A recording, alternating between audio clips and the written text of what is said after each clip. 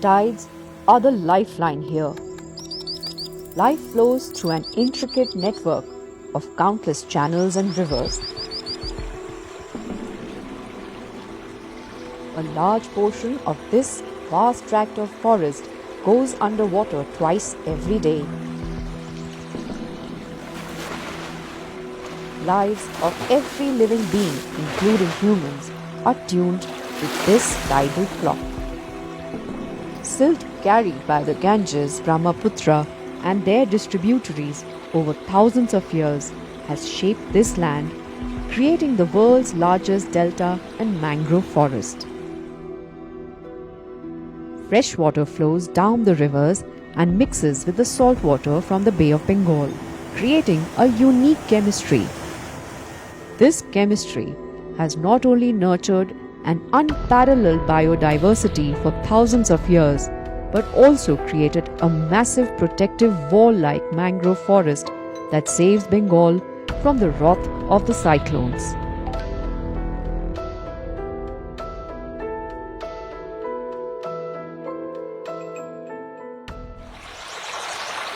The tide has started receding. Slowly, the mudflats emerge. The entire Sundarbans is now waking up. The fiddler crabs have come out of their burrows and get busy.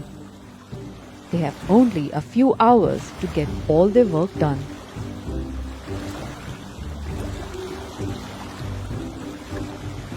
The mud mixed with nutrition is carried with the water. Mud skippers are amphibious fish. They too share an interest in this ever-renewable food source.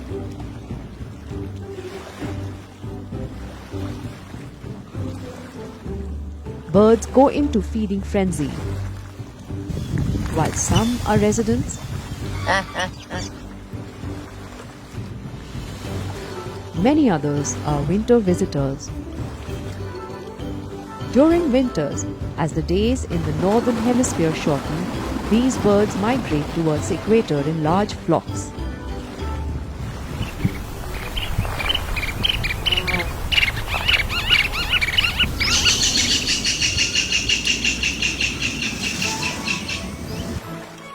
The brown-winged kingfishers live in mangroves throughout the year. They are active even during the high tide. Some raptors here are excellent at catching fish.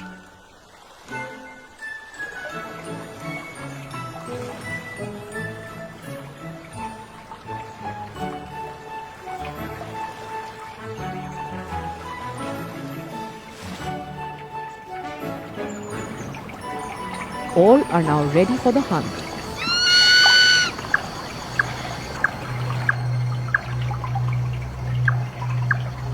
Puffy fish owls, a speciality of Sundarbans, can fish even at night with utmost precision.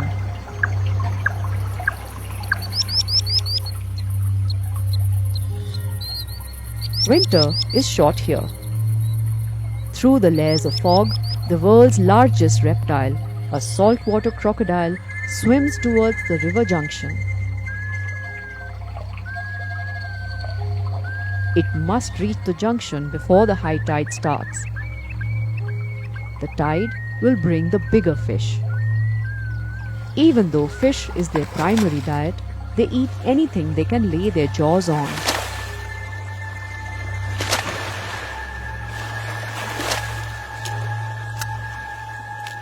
Their deceiving camouflage turns many animals into their prey. And on rare occasions, even humans.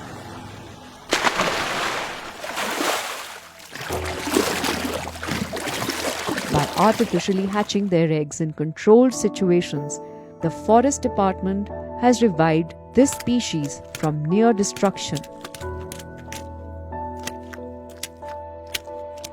Today, Sundarbans has the second largest population of saltwater crocodiles in India.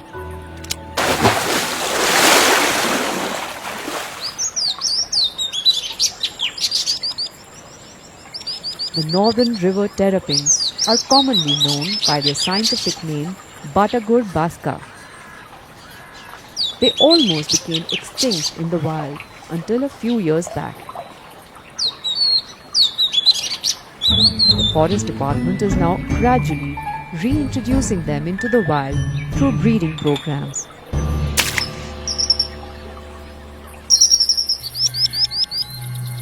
But the most remarkable feature of Sundarbans is its floral diversity.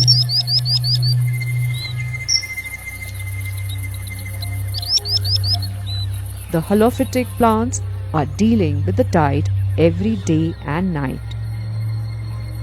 Their special adaptations make them extremely resilient. Their roots are submerged in water most part of the day. Pneumatophores rising above the water supply oxygen to the roots. Stilt roots provide extra support in this muddy, watery forest floor. Water carries germinated seeds of Bruguera to other parts of the forest. New trees grow. Forest reclaims its land. Towards south, Sundarban meets with the coast of the Bay of Bengal. In some places, the mangrove forest is slowly moving towards the sea. And in some, it's just miles after miles of empty sand and silt beaches.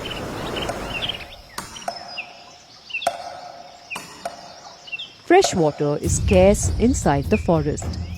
Animals frequent the man-made water reservoirs near the forest watchtowers. The animals can only survive here by constantly being on their toes.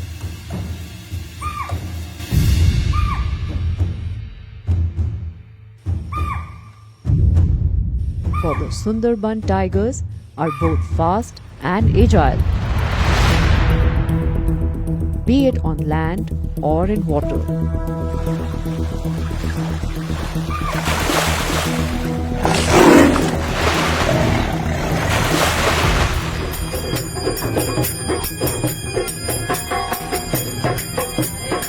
Tigers are intertwined with the lives of the people living here.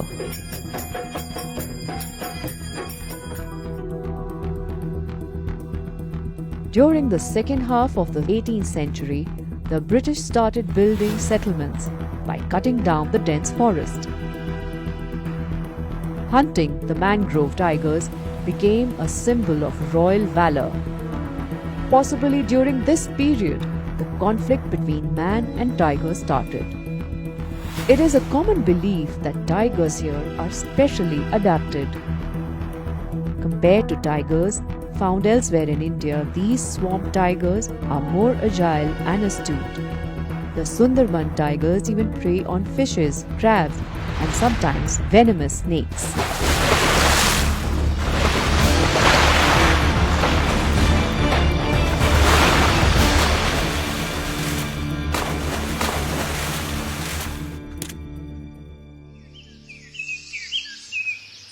Countless villages lay on the edge of the northern boundary of the tiger project. People regularly ventured into the forest for fish, crab, and honey. The forest department permits local fishermen and honey collectors to work only in a certain part of the forest. পশ্চিমী ঝঞ্ঝার ধারা তৈরি একের পর এক জলীয় বাষ্পের দেওয়াল কোথাও না কোথাও এই উত্তর পশ্চিম বা পূর্ব উত্তর ভারতের কনকনে ঠান্ডা 3 crab hunters are trespassing into the forbidden part of the forest secretly, avoiding the surveillance of the forest patrol. This tiny oared boat is their kitchen cum dining cum living room for the next 8 to 10 days. They are casting their thread lines right by the edge of the forest. Crabs collected from the last night's lines are then collected inside the hull.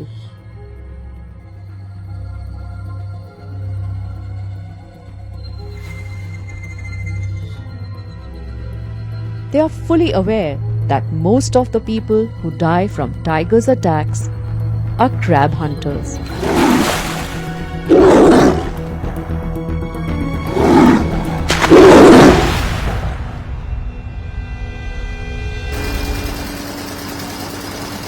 Is poverty the only reason that forces people to break laws, risk lives? Many fishermen earn a livelihood by fishing legally near the villages. These crabs have high value due to its demand abroad. This lures people to gamble with their lives as a temporary occupation.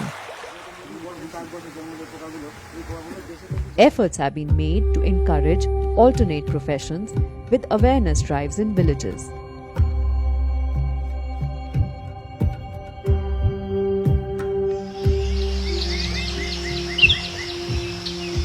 Tourist lodges and resorts are increasing in the surrounding villages.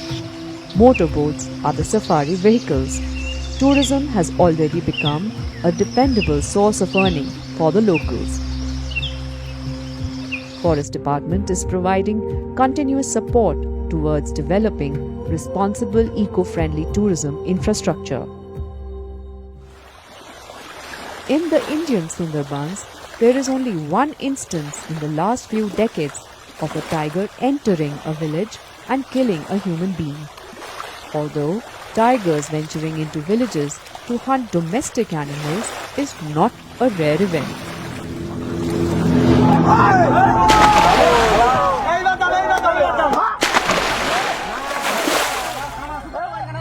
Government takes all the steps necessary to prevent this from happening.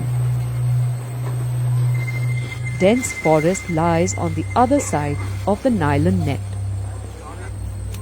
Fear of tigers is at every step. But regular maintenance of the net is crucial. The 168 kilometers long net prevents the tigers from entering the village.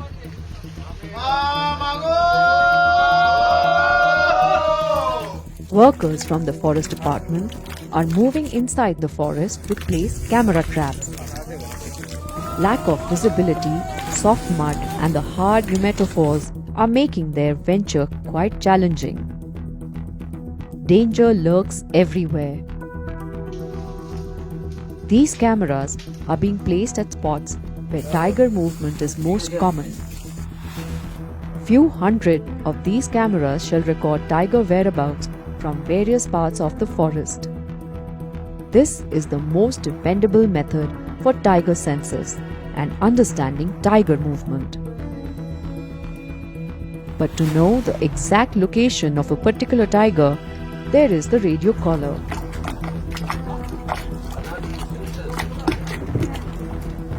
This male tiger was bait trapped and brought to the Harikhali beat office. After tranquilizing him, a collar with a radio transmitter is being placed on its neck.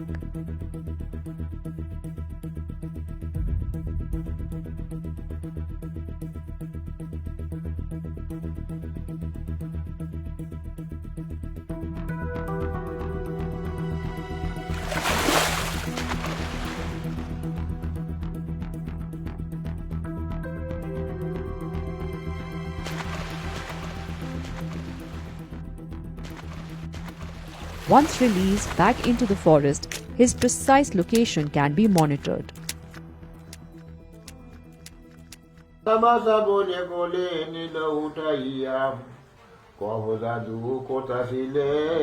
Bon Bibi, the universal deity of people of Sundarbans, who saves them from the grasp of Dokhin Rai, the king of the forest disguised as a tiger. Both Hindu and Muslim communities have belief in this folklore. Honey collectors start their journey inside the forest only after offering their prayers to Bon Bibi. Honey from the Sundarbans is world-renowned. Forest Department issues permits to collect honey in certain areas in the buffer.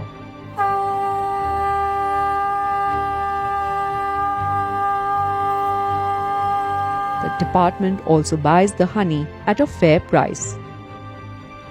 The mask, which is traditionally worn on the back of their head, is to mislead the tiger.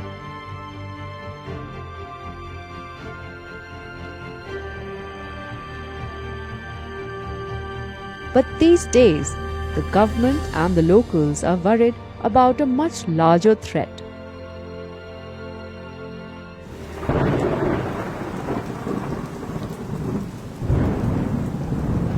Consecutive cyclones have already wreaked havoc on Sundarbans.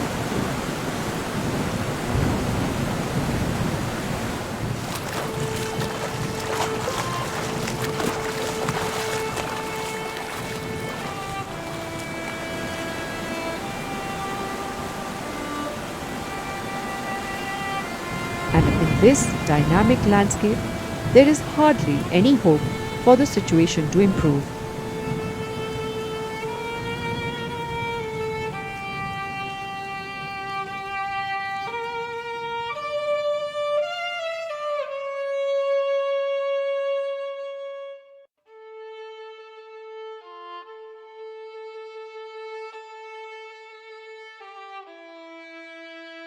Farming has increased by many folds during the last century.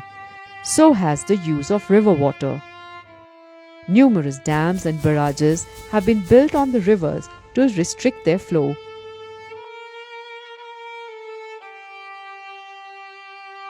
Freshwater supply from the north has decreased drastically. Sundarbans gets its name from Heritera or the Sundari tree.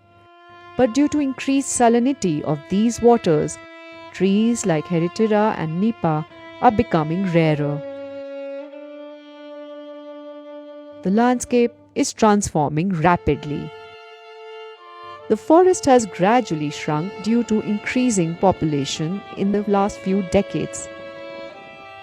By clearing forests and building embankments, we have been using the land to farm crops and fish. Our so-called development has weakened our natural defense.